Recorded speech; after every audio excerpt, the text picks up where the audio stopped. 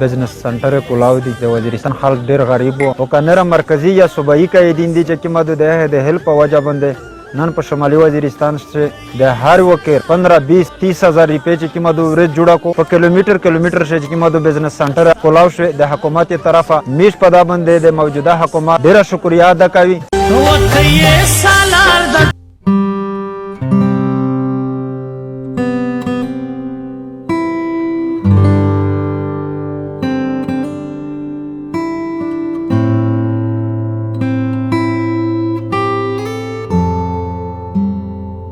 शहजाद और deputy commissioner शुमाली वजीरिस्तान कैसर कुंडी ने फीता काट कर तभी बुलखेल में नजीरुल्लाह कोयला और चावल गोदाम का इफ्तिताह कर दिया है। इस मौके पर चीफ ऑफ बोराखेल मलक शहजादा मलक रिमाल खान, चैम्बर ऑफ कॉमर्स शुमाली वजीरिस्तान के सदर हाजी कदीरुल्लाह खान, साबिक उम्मीदवार बराए चेयरमैनशिप मीरान शाह, सब डिवीजन मलक नेक मरजान खान और दीगर भी मौजूद थे। टोची स्काउट्स शुमाली वजीरिस्तान के कर्नल शहजाद और डिप्टी कमिश्नर शुमाली वजीरिस्तान कैसर कुंडी का इफ्तिताही तकरीब में पहुँचने पर इलाकाई मशरान ने उनका पुरतपाक इस्तकबाल किया और उनकी आमद की खुशी में आतिशबाजी का भी मुजाहिरा किया गया। टोची स्काउट्स शुमाली वजीरिस्तान के कर्नल शहजाद और डिप्टी कमिश्नर शुमाली वजीरिस्तान कैसर कुंडी ने नजीरुल्लाह को गोदाम खोलने पर मुबारकबाद दी।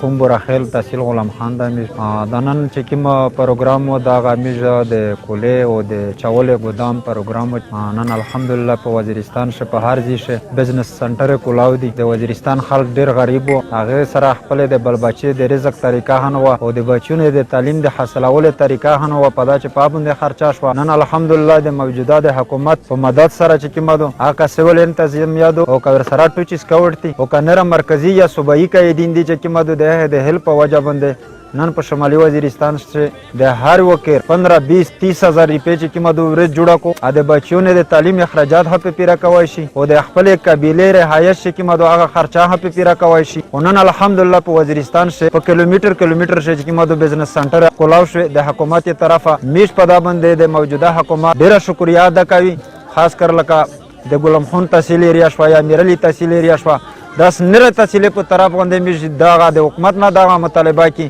چې تو چې کومه د بزنس سنټر وته کولاو کېسته چې وزیرستان خلک چې کومه د پتراکی شي پروګرام الحمدلله دا مو بچای نذیرالله دا ګودام د په نوم باندې مشهور ده د سی ای ډی سی صاحب هو او ورسره چې کومه د تحصیلدار پی ان ټی د حبیب الرحمن د غلام خان هغه ورسره نره د مختلف کومینه رغولي او ورسره چې کومه د ټوچسکا کرنل شهزاد هو ورسره और मेजर हकीम हवर सराओ। इस मौके पर मलक नजरुद्दीन ने स्पेशल न्यूज से खुसूसी गुफ्तगू करते हुए कहा कि मैं तमाम आने वाले मेहमानों का शुक्रिया अदा करता हूं कि जिन्होंने अपनी मसरूफियात तर्क करके मेरे प्रोग्राम को रौनक बख्शी। उन्होंने उम्मीद जाहिर की कि हमारे गोदाम में आवाम को बेहतरीन कोयला और चावल मुयस्सर आएंगे। इंशाल्लाह उनके साथ धोखा नहीं होगा। चीफ एडिटर फुरकान खान के साथ स्पेशल न्यूज।